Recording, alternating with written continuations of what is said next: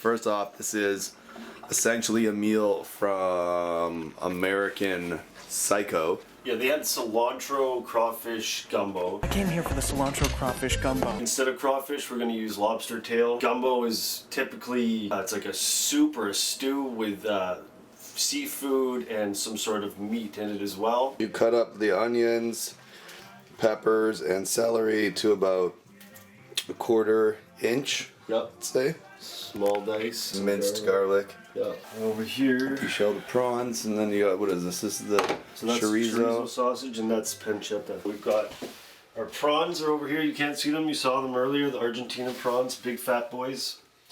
A little bit of olive oil, a little bit of flour, and Cajun seasoning. Chorizo, pancetta, celery, orange peppers, onions, and garlic. Baby clams, the clams with the clam juice. If you don't have that, use fish stock. Beef broth, you can use chicken broth or fish stock, whatever you prefer. And the crawfish / lobster meat, which is in the fridge. So I'm using about a 1/4 cup of olive oil. Oil's hot, meat's going in.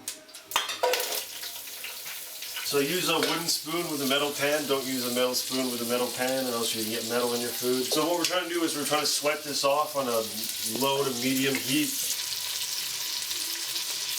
Remember Patrick Bateman? He says when he's calling his lawyer or whatever, he's like, I cooked a bit of their brain. I ate some of their brains. Oh, and I tried to cook a little. Fucking brain gumbo. All right, so what is the step you're doing now? You're taking the meat out of the pot. Out of the pot, setting that aside. I just wanted to get that oil, having that pork flavor. Try to infuse things with flavors. So like do everything in the same pot. And this oil right here is like the baby. It's like the star child. All right.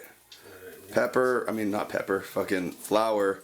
Flour. I should stop swearing. Flour goes into the oil. Right now I probably added a 1/2 cup to a cup. But I'll probably add some more. Cook out the roux so it's almost like looks like dark chocolate. So it's almost burned. It's gonna give it like a nutty flavor. If you've never made a roux, it's equal parts flour to fat. The roux is done. The roux is dark chocolate colored.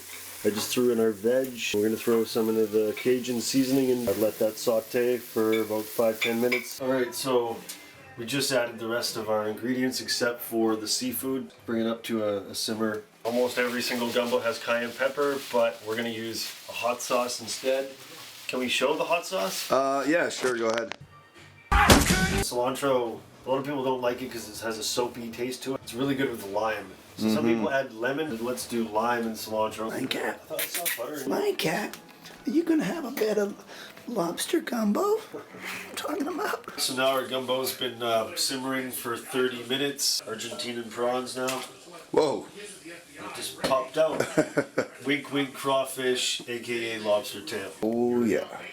So we got all that meat in there now. We got all that fish. It's gonna poach in that liquid. And you put the lime in too, right? I put lime in there. I put a little bit of honey in there. Keep tasting it and tasting it until you balance the flavors. I add a little honey for some sweetness. I add a little acid with the lime, herbiness with the cilantro. So you balance all of these things together.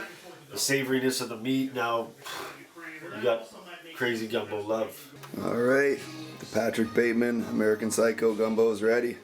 See, that's a good winter meal right there. No doubt. Crazy, dude. Look at all the different stuff in there. You got the lobster, you got the pancetta, you got the chorizo, you got the prawns, you got the cilantro, the vegetables, garlic in there. Might have imagined that Patrick Bateman's dish would have looked like had he chose to have this. Paul Allen. Paul Allen. That's funny, in the movie they always get their names wrong. Yeah, it looks fucking hella good. Yum, yum, yum. Look, yeah. Getting everything in one bite here. It's hot. Definitely a lot going on. Yeah. The herbaliness, the cilantro, freshness of the vegetables, the heartiness and richness of the meat. Just so much, it's hard to like, I can't really pinpoint one taste, so much is going on. Yeah, the broth is, it's rich. I don't know, like an undertone of like a cookie. There's a slight bit of sweetness to it. Please be kind, rewind. Do it. I've got to return some videotape.